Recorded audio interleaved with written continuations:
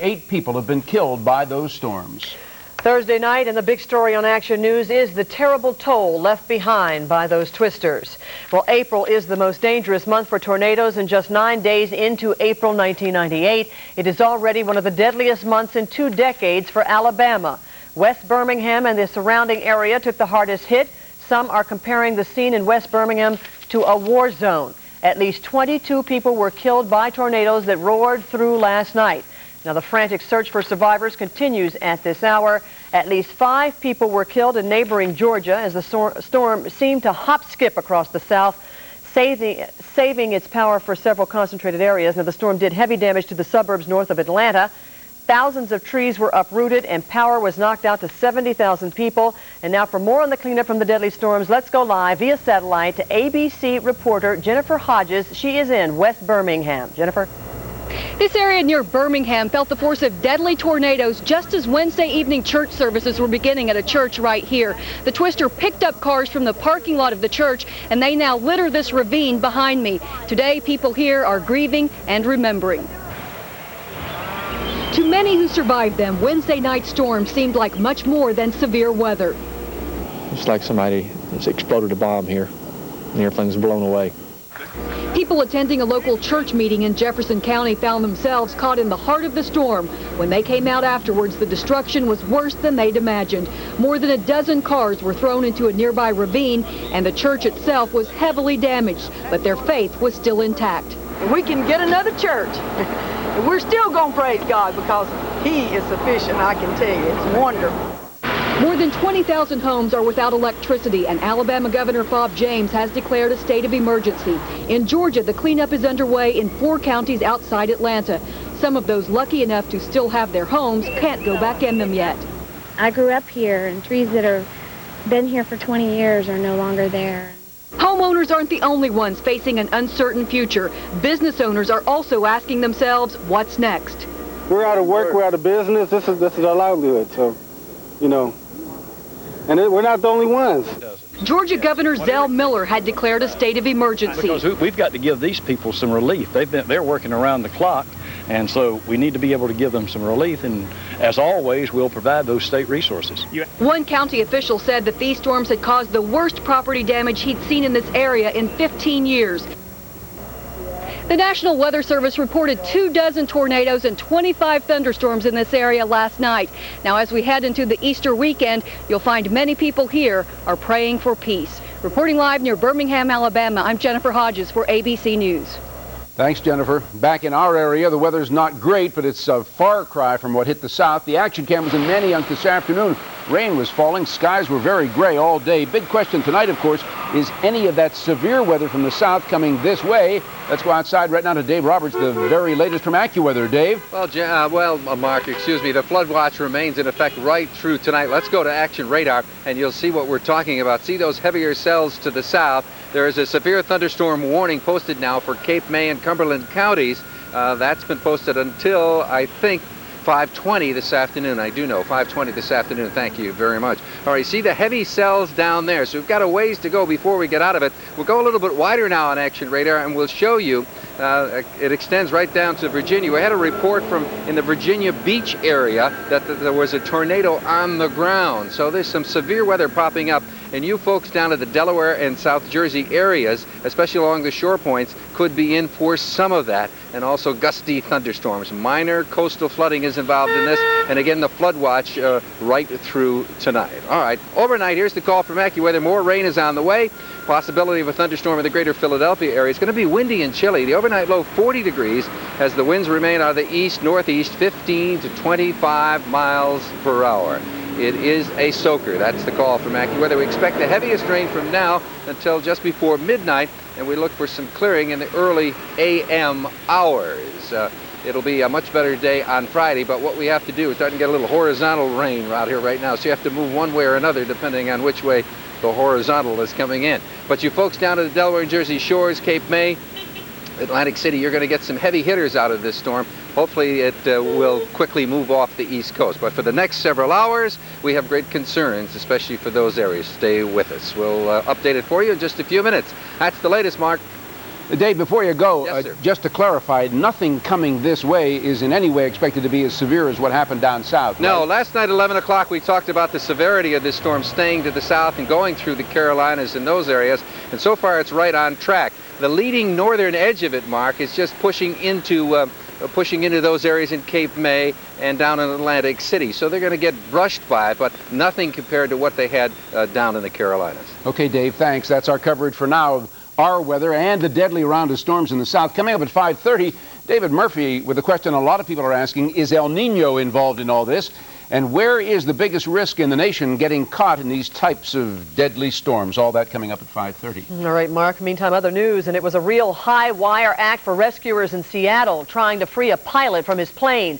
It happened 60 feet off the ground. The pilot was coming in for a landing when he bounced off the runway and veered into some power lines. You see the plane there. And as you can see, the plane hung from the wires upside down with the pilot trapped inside. Now, rescuers first shut off the power running through those wires. They then worked very carefully to stabilize the plane. Their initial fear was that the process of getting to the pilot could knock the plane to the ground. Well, after 4 hours of very careful work, they opened the doors of the plane. As you can see, the pilot came out. Firefighters helped him onto their platform, where he then gave them all big handshakes and thanks. And when he got to the ground, he appeared to be none the worse for wear, but paramedics did take him to the hospital as a precaution. The National Transportation Safety Board is now investigating why this mishap happened in the first place. A standoff is over tonight at a school in Pocatello, Idaho. An armed 14-year-old boy barricaded himself inside the school for troubled youths. It all started when he pulled a gun on the principal and demanded liquor, pizza, and cigarettes. Now, the principal escaped, but the team remained holed up inside with 5 other students, and after 5 hours, he walked out peacefully. No one had been hurt. A federal jury has convicted 6 white South Philadelphians of violating the civil rights of a black neighbor. 5 men and a woman were convicted of trashing a home in the 2500 block of South Franklin Street, apparently to intimidate a black woman who was planning to move in. The group will be sentenced in June. Meanwhile, the last of the defendants in the Grays Ferry racial beating incident was sentenced today, and he got one of the toughest sentences because, in the words of the judge, he started the fight. Mark Layden was convicted of simple assault. He's been ordered to jail for at least 3 months, plus 30 hours of community service. 6 men have now been sentenced in that attack on Annette Williams, her son and nephew, outside their Grays Ferry home in February of last year. A late-night fire in Germantown has left 7 people living with family or friends tonight. It broke out shortly after 11 last night in the 800 block of East Chelton Avenue in an abandoned carpet store. People who live in the apartments upstairs were driven out, even though firefighters brought it all under control within half an hour. A faulty electric fixture in the storefront apparently caused the blaze. A top member of the Clinton administration was in the Delaware Valley today to help fight teen smoking. Kathy Gandolfo reports from Runnymede, New Jersey. These students from the Mary Volz Middle School in Runnymede are serious about anti-smoking campaigns. They belong to a group called COST, Children Opposed to Smoking Tobacco. People are dying every day, and if you don't get the message across, more and more people will start dying. It's not right for kids to be smoking cigarettes when they shouldn't be, because it can kill them. Today, the youngsters received a visit from U.S. Health and Human Services Secretary Donna Shalala and Senator Frank Lautenberg.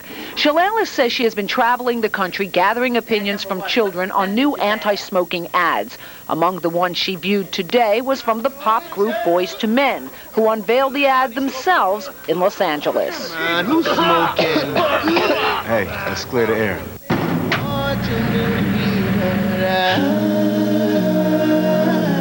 I'm doing just... At their concerts, so many people are smoking. So they're really feeling it themselves in terms of their ability to sing, and that's, I think, what they were trying to demonstrate there. The push to get kids to quit smoking comes in the wake of disturbing statistics released just last week that show an increasing number of 9th through 12th graders are picking up the habit. We haven't gotten the message through yet.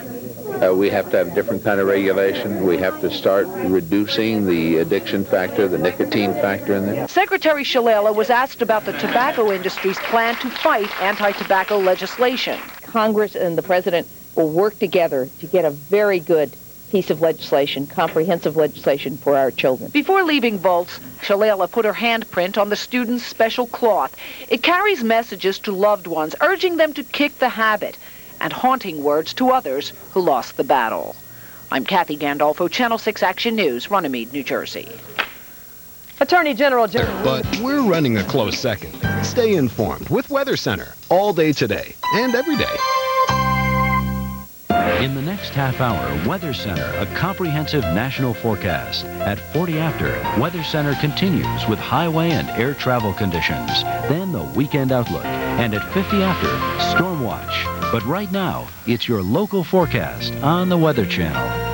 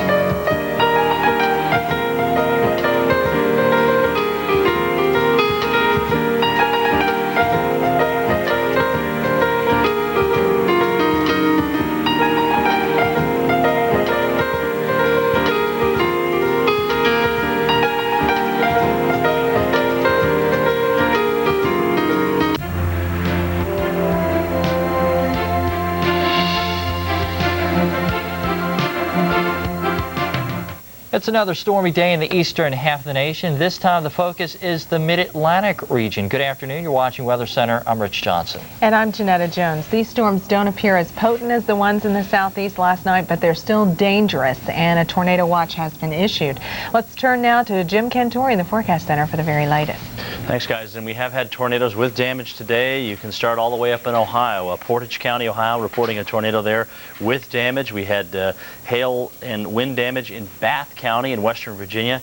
Down in Halifax County, North Carolina, also reports of damage. Nothing like yesterday, that's for sure, as we had the death toll now up to 44 with the severe weather outbreak that we dealt with in Alabama, Georgia, and Mississippi yesterday. Let's go ahead and update you on what's happening tonight, and we'll talk about what we think is going to happen in time. Now, notice the time to this tornado watch. Now, the Storm Prediction Center may cancel this, but so far they have not. And the reason is because we still have the cold front to push through Virginia. But a lot of the instability now is well out to sea. A lot of the deepest instability, so this is great news. But we do notice that there's some storms punching up pretty strongly just west of Richmond, Virginia, and we'll get to those in just a moment. But the first round of storms, which did the damage I told you about in Halifax County and also in Bath County, and then also a confirmed tornado right around the Chesapeake Bay area in Virginia, actually Chesapeake, Virginia, a tornado on the ground, and it was spotted by law enforcement near a high-rise, near the high-rise bridge, also producing 60-mile-per-hour winds and 1-inch diameter hail in that area. All that is moving on to the northeast now, and you can see it's coming into South Jersey. So instead of looking at this big picture, let's go ahead and close in on these counties. I'm going to show you the Doppler radar out of Atlantic City. And here it is. You can see some of the more intense thunderstorms south and east of Philadelphia. As a matter of fact, in Camden and Burlington counties, we have severe thunderstorm warnings out until 6 o'clock Eastern Daylight Time. A radar indicated severe weather cell, as well as storm spotter reports showing this thunderstorm in the vicinity of Atco. This was at 5:25, so about 10 minutes ago. And also Berlin moving to the north-northeast at 50 miles an hour. The spotter reported hail ranging from pea to golf ball size with this storm. So if you're heading down the Garden State Parkway, welcome to the rush hour tonight. You may even get a little added bonus in there. Also storms right along the South Jersey shore. Some of these have had a history of some small hail as well as they're pulling on off to the north and east. Now that's the first area of thunderstorms. That's all pulling to the north and east. But what's happening back here? Well, these thunderstorm lines tend to at times put down old thunderstorm boundaries, and these can be the refocusing mechanisms for more storms. And you can see these cells firing just west of Richmond. Now they are beginning to enter the tornado watch area, which is still posted until 8 o'clock tonight. that's when we feel the cold front and any risk of severe weather is going to be off the coast. So that's why we're keeping an eye on this area, as storms could refire. There's actually some pretty decent instabilities. I have a way of looking at GOES satellite imagery and the instability that's developing behind the front. And there's some pretty decent instability right in this area. And surely enough, you can see what's happening as a result of that. Thunderstorms are exploding in this area. Here's a complex of storms that produced 77-mile-per-hour wind gusts this morning at Wilmington, North Carolina. General overrunning rain and a miserable rush hour for the megalopolis coming up as we get into tonight. Again, this massive storm circulating in western Ohio back and through here. The wraparound moisture continuing to plague Detroit, Indianapolis, and parts of the Miami Valley with some heavy rain. We've had flooding along I-70 today and also into Du Bois, Pennsylvania. A lot of that now is starting to diminish in intensity, thank goodness. Now, to give you an idea, folks, of where we stand so far in this tornado year, if you go back since they started doing tornado warnings, or any kind of warning for that matter, in 1948, and you take the number of deaths that have occurred since then, 1974 is the most. We lost 660 people in 1974. 1984, we lost 123 people. Now this year so far, in 1998, preliminary estimates of 106 deaths as a result of severe weather. So this is the third deadliest tornado season on record thus far. So even with the advances in technology, tornadoes strike wherever and whenever they want to. And that's the sad part about the whole thing. Anyway, we hope that number doesn't go up, that's for sure, but unfortunately, we are still getting reports in tonight for more casualties. If you need more weather information, join us online with weather.com. Let's go back and find out about the rest of the evening's forecast with Janetta. All right, thanks a lot, Jim. It's a day of cleanup around the southeast after a series of severe thunderstorms and tornadoes ripped through the area last night. Metro Atlanta today is one of those places. Residents in Dunwoody, Georgia are cleaning up and assessing the damage after an apparent tornado ripped through that region. The severe storms caused extensive damage to many homes and snapped trees in two. At least 5 people were killed in Georgia. The state's governor has declared a state of emergency in 4 counties. Well, here is a look at the reports that we've had from Wednesday into Thursday. A lot of these occurred in the overnight hours. A lot of folks were awakened by the sirens that were going off, the tornado warnings that were issued across the regions, and it was just a nightmare of a night for a lot of folks. Well, now, as you can see, things are looking much better. We do have the clouds rolling on through the southeast, though, and we are looking at some cooler temperatures, too. But, hey, that's nothing compared to the stormy weather that we have been seeing over the last 24 hours. 57 in Birmingham, in the 50s in Nashville. It's about 58 in Atlanta now as that temperature continues to lower. And we see some cooler readings across the Intermountain West. Not bad in L.A. or San Diego, 60s, 70s. High pressure in control. We do have a new area of low pressure that's rolling on in, and that is going to impact your weekend. Yeah, it's going to be bringing in some scattered showers for us. Sorry about that. Get that cleaned up for you. And we're going to see the possibility of rain along I-5 from San Francisco on into Seattle, Washington. So you can see the rain showers that are filling in here and the possibility of some problems on the roadways. Now with a look at that forecast, here's Rich. All right, thank you, Janetta. And this Weather Center is sponsored by General Motors. As we check out the forecast for this evening, still some more rain on the west coast, but by far the biggest part of the storm is over toward the east coast still, and probably a pretty significant rain tonight, stretching from Boston all the way down toward New York City, Philadelphia. More of a steady type of rain. We've already saw that on the radar, so a bit of a soaking coming out for the mid-Atlantic and southern New England. We think by tomorrow morning, this trough low pressure swinging southward, so a drying trend. Still maybe some showers, for instance, around Philadelphia and also New York in the morning hours, but during the day, much nicer. This trough should swing southward. There's a possibility of, a sprinkle of rain around the Masters at Augusta, but it's not a day-long type of deal. Rain amounts still locally heavy for the mid-Atlantic, especially into New Jersey, and right on back into areas of southern New England. Here's a look at tonight's temperatures. Seasonably cool most areas except fairly mild across Florida. Well, getting around today could be difficult in parts of the southeast and the mid-Atlantic. We'll make sure you know what to expect. That's on TravelWise after your local forecast.